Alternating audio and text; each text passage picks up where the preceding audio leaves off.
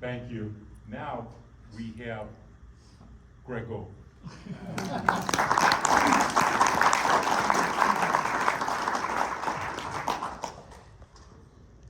Okay, thank you, Dad. Thank you, everyone. Before I start, I'll just say that I've completely run out of metaphors for filling Dad's shoes. So if you have any new ones that are, untested, untried, I'm all ears. I'm gonna run out of cliches too pretty soon because Dad is a pretty tough act to follow. But I will do my best to keep you engaged and entertained for the next 32 minutes and 17 seconds. All right, so I get to start and I want to say one other thing about my experience. Thank you for the introduction before, Richard. That was great. I appreciate that. Although my background is in litigation, I will tell you candidly that I've settled probably more than 97% of all the litigation matters I've ever worked on. And another word for settlement is consensus. So I am a consensus builder. So I look forward to taking the torch from Dad and continuing that tradition with PTA through the dealer members and also through the OEMs and vendors, etc. So I get to talk first about everybody's favorite topic, human resources. All right, so we heard a very inspiring and I thought informational talk this morning from Mark King. I don't think there would be anybody in this room who would doubt that that man is a leader and that he is a visionary. And so where we wanted to start the presentation today on human resources was to talk about how we are firmly in the CEO era and how the CEO is such a reflection of the company and the brand and all that goes with it. So if you are a business leader, you need to be thinking about this, and you need to be thinking about how your actions and your reputations reflect upon not just your business, but also upon your employees from an HR standpoint. So we came up with some fun catchphrases. Are you a CEO cheapio? Are you a CEO where the E stands for entertainment? Or are you substantive and engaged? So how do you engage? One thing is happy employees report in HR surveys that they are constantly feeling like they have training available and room to grow in the business. That's always very important. Additionally, employee feedback, open communication. So do your employees have a direct line to you? Do they feel comfortable emailing you? Do you have an open door policy at your office?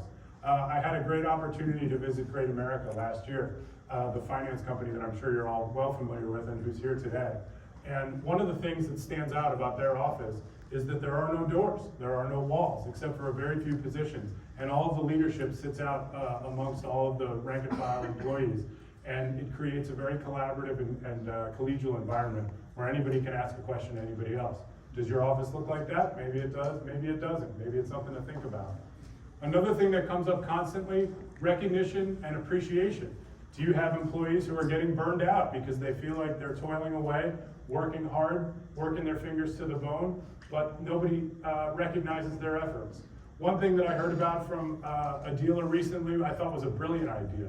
He said that at his dealership, what they've done is they've started a fantasy league.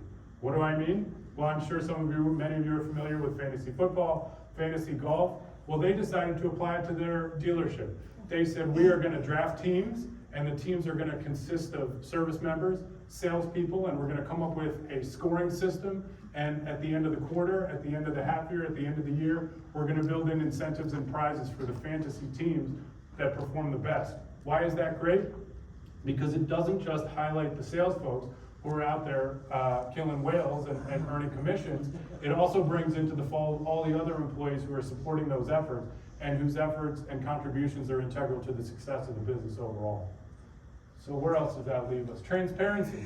According to the AFL-CIO, as of 2022, the ratio of CEO pay to rank and file employee pay was 272 to 1. That's the biggest it's ever been in history. Now, do your employees think that you make 272 times what they make? Do they resent you for that? Maybe you're in a position where you want to bring in your top people and you want to open the books and you want to show them, because maybe that'll help you build some consensus and motivate your employees and show them that you're rowing the boat just as hard as they are. And if you are making 272 times what they are, maybe you don't want to open your books. Another important concept that always comes up in the HR context is bad apples. I think it was Jack Welch, the former CEO of General Electric, who said, you should have 20% turnover every single year. That may not be realistic in a lot of businesses because 20% is a lot of people, and it's hard to find replacements, especially for people with technical knowledge and training. Having said that, if your best salesperson or one of your star employees also has the worst attitude, is that someone who's contributing and adding value? Maybe yes to the bottom line, but maybe that value is completely undermined by the negative effects it's having on some of the other folks who are working in your business. Something to think about. Growth opportunities, we talked about that a little bit. Your employees want to feel motivated. They also don't want to feel like they're in a dead-end job. Are you creating opportunities? Is there development? Do you offer education? Do you send your employees to places like this to learn and grow and market and network? Another thing to be cognizant of, market compensation. And this is always a sensitive topic, right? Because who wants to say what their employees are making, and who wants to be fully transparent about that? But there's a paradox here. And the paradox is, when you've been working in the same company for a long time, you're often getting lockstep raises, cost of living adjustments, things like that. And the only way to really get a significant bump is to go out and compete and get recruited by another company and maybe lie about what you're making and try and get them to pay you a little bit more. Well, maybe you want to be the person who is one step ahead of that, who prevents that, who can look at their employees and say, I know what the market rate is, and here's where we are, and you're going to do better here than shopping your skills and talents elsewhere in the market. Something to think about. Collaboration among departments. This really gets to the point of silos. You don't want your employees to feel like they're siloed and that they're on an island working by themselves while everybody else is over in the barn, you know, doing their thing. Cross collaboration and what's the word I'm looking for? Jurisdictional, to use a legal term, projects are always a good way to avoid siloing employees and making them feel isolated. So we'll move on. So now that we know some of the concepts of some of the methodology of creating happy employees, how do we get there from a business standpoint? How do we practically apply those lessons? Well, one thing is you want to start by setting expectations. And setting expectations in a legal context means having clear, concise policies. What kind of policies? Well, it starts with job descriptions. Job descriptions can be used as a sword and a shield. First of all, it's a map. It says, if you want to be successful in this role, here is what's expected of you. And then what happens if the employee doesn't perform? Well, the employee, you can say, look, it's in your job description. You're not doing it. This is not what we talked about. That's an important way to use a job description as a sword. What happens if the employee says to you, well, I would love to help you, but this isn't in my job? Again, job description is a great way around that, a great way to use it as a shield. Employment agreements. We're going to talk about this in a little bit more detail in a minute, because I'm sure a lot of you are aware of and have some questions about the new Federal Trade Commission ban on non-compete agreements. I'm going to go into that in a little bit more detail, but this is just an important way of setting expectations and making sure that you have transparency in your business. What do I mean? Employment agreements are not just non-competes. They range from non-competes to non-solicitation to confidentiality agreements to all sorts of different policies. The only thing you want to be careful about is terms of duration. If you want to maintain at-will status, at-will meaning you can terminate an employee's relationship for any reason or no reason at all, so long as it's not a reason that's prohibited by law, then you want to make sure to avoid any terms in your employment agreements that contemplate a range of time. So in other words, this will be reevaluated in a year, this will be reevaluated in 6 months, etc. You have to be very careful to maintain the at-will status. Annual reviews. This is something, I worked in a small law firm in Chicago for about 10 years. And every year the equity partners would sit down and say, we're gonna do your performance reviews in February.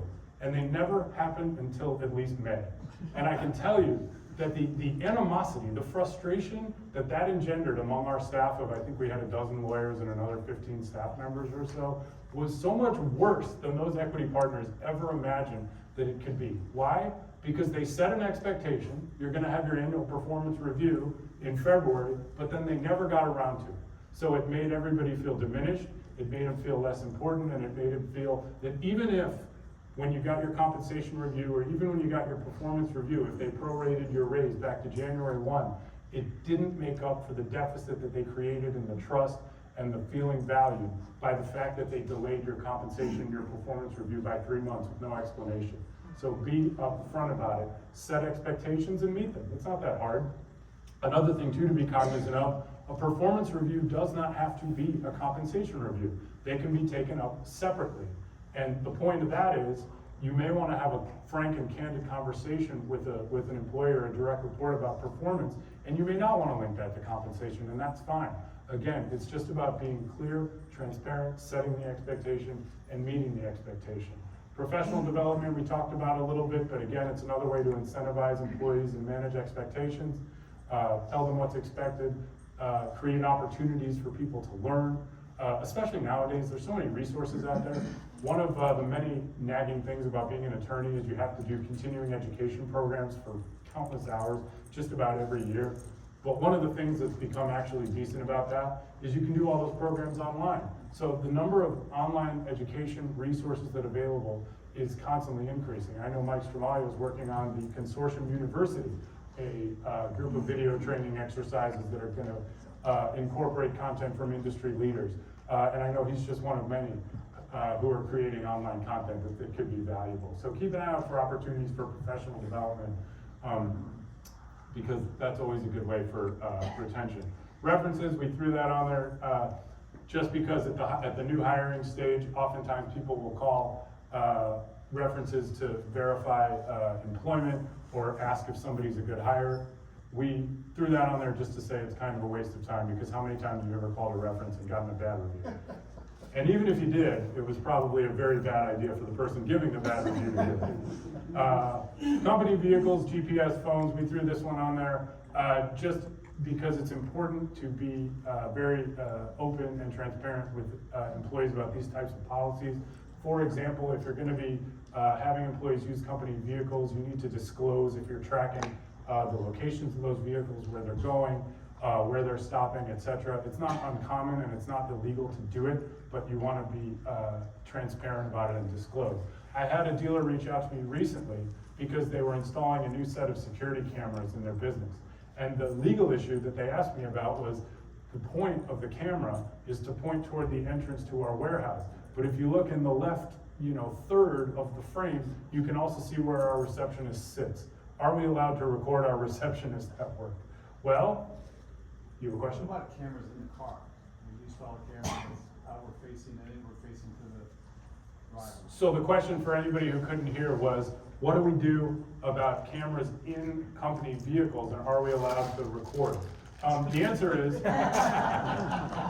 the consent requirements are going to vary by state, depending on whether you're in a two-party consent state or a one-party consent state, similar to if you were going to record a phone call or something like that. But the remedy is the same in both regards, which is get consent. Say what your policy is, put people on notice, give them an opportunity to opt out, except understanding that opting out may result in a reassignment or a different job or a demotion or something like that. You have to be clear about what the policy is and get consent. The other thing is, if you're talking about a new hire, you can always have a new hire consent to a policy as a condition or in consideration for being offered the job. So really the policies only apply, or the nuances really only apply if you're talking about someone who's already on your workforce, who you're going to be adding additional requirements to, as opposed to bringing someone on new who is not subject to any agreements yet.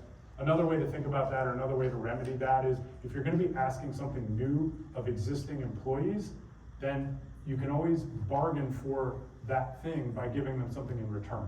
In other words, if you want to enact a new slew of policies in the office, and you say, in exchange for these, I'm going to give you a promotion, a new title, I'm going to give you a new compensation structure, or a bonus, or whatever it is, then you've got a contract. Because anytime you're exchanging a promise for a promise, or a promise for a thing, that's a legally binding contract. So that would be the kind of thing that would enable you to enact that kind of policy. Now, obviously, there's some common sense restrictions on things. You would never put a camera in a bathroom. You would never put a camera in a changing area, things like that. You want to be smart. You don't want to consent around things like that, because it'll never work. But as far as in the ordinary course of business or in a vehicle, you just want to get consent. So, Greg. Yes. Before Joe got his bag of chips. Yeah. You were talking about the camera going to the warehouse. Oh, thank you. Thank you for reminding me. So the same rationale applies there. Again, if it's an existing employee who's been sitting at that desk for a long time and already has an employment agreement in place and so forth, my recommendation would be to ask that person to consent to a recording policy, but give that employee something in return so that it's a bargain for exchange and it's a contract. If it's a new hire, just have it as part of your onboarding materials that one of the things that the new employees are gonna be consenting to in consideration of taking on the job would be being recorded in public, non-private spaces. Does that answer the question? It does. All right, moving on. A little more about human resources. So we talked about how to have good leadership. We talked about how to have happy employees and set expectations. This slide is about maintaining happy employees and also navigating risk. So one thing that's really important, and I've had a lot of questions come up about this recently, is about classification of employees. Now, this is one of the single biggest landmines that an employer can step on, is misclassification of employees. And this comes up in two contexts. Number one is the exempt versus the non-exempt employees. So those are your salaried versus your hourly. The other one is employees versus independent contractors. So I'll talk just a little bit about those generally. All of the bullet points here I'm gonna cover. So in the exempt versus non-exempt, the question comes down to, in the exempt employee, there are certain professions that are gonna be exempted, like attorneys, for example, or physicians. But the general rule is if the person is a management, has a team of people under them, or they make a certain amount of money above like $150,000 a year, then that person is more likely to be an exempt person because they're in a management role. If you're making less than that or do not have direct reports, you're more likely to be an hourly person.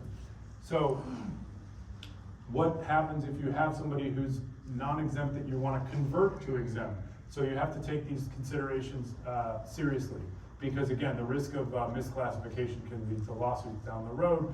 And then if, for example, you were categorizing somebody as exempt who was in fact hourly, you may be on the hook for all of the missed overtime that you would have paid had the person been properly classified. Question? Yes, how do you classify, since the chips are on the way, I don't need to ask. Finish the damn question. Bob, you have a question or not? Challenge is classifying IT because as a typical understanding, they may have to work after hours or weekends, just the nature of their job. So interestingly, so the question was, how do you categorize exempt or non-exempt for IT professionals, right? So it's interesting, there's actually two legal issues at play there. Because if they are hourly folks, then you're dealing with the question of straight time versus overtime, right? And that's gonna vary state to state. So in a state like California, overtime kicks in at 8 hours plus 1 minute. So on any given day, if you work more than 8 hours, you're entitled to overtime for any time over 8. The difference is in states where overtime is calculated at 40 hours plus 1 minute. In states like that, once you hit your 40 hours, you could hit it in well, I guess in, I don't know, maybe 3 days if you were working really hard, or I guess 2.